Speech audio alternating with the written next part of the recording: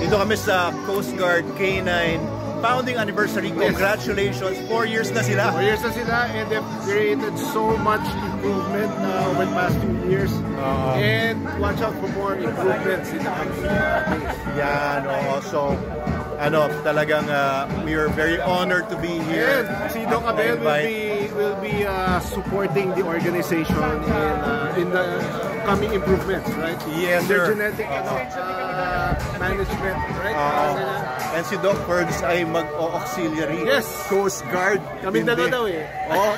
Pinag-iisipan ko. Okay yan. Tutulong tayo. Kailangan nating tumulong.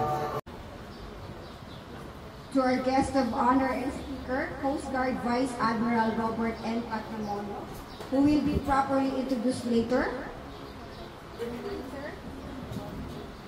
To the flag rank officers and senior officers of the Philippine Coast Guard and Philippine Coast Guard Auxiliary. Activity. The reason we are here, the very snappy, very active, very visionary, very humble commander of the Coast Guard Veterinary Service, Captain Pam Aspuria. Palakpakan po natin si and Dr. Ferdinand Resio, host of Born to be Wild, owner of Doc Ferds Animal Wellness Center.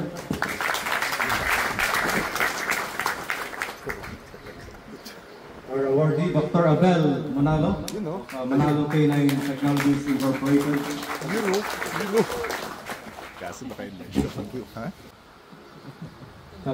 Doc Calderon of Manalo Medical Service. K9 Manalo Technologies International Incorporated for his contribution to this unit by providing the International Canine Genetics Database, which will serve as a guide for genetic analysis for breeding to enhance the genetic quality and health of our Coast Guard K9. To receive the award is the owner and the proprietor, Dr. Abel Manalo.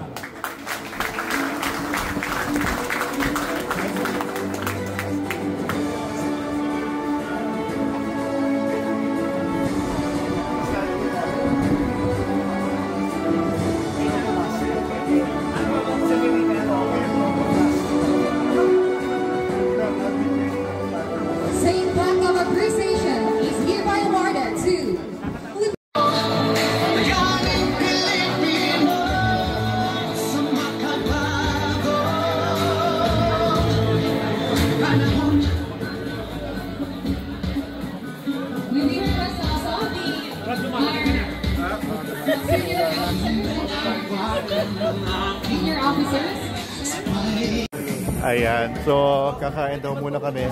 At syempre kasama ko ang aking butihing may bahay na maganda, si Madam Snooki.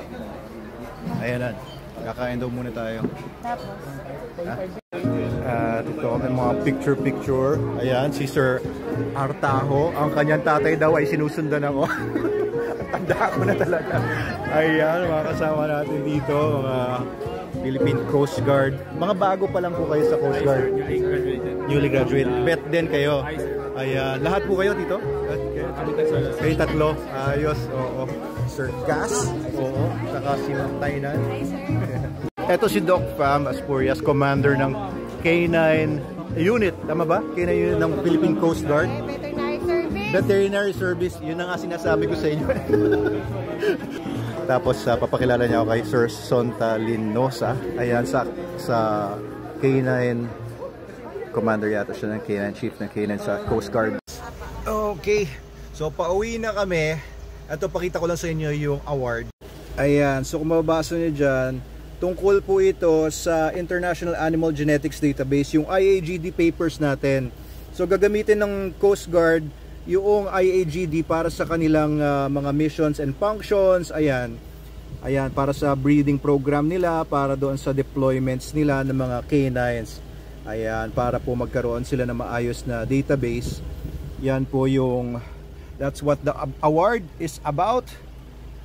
So congratulations sa Philippine Coast Guard Veterinary Services 4th year. Ayan, yan ang event ngayon. Uwi na po kami ni Madam Snooki. Thank you po sa lahat na mabubuo ng veterinary services.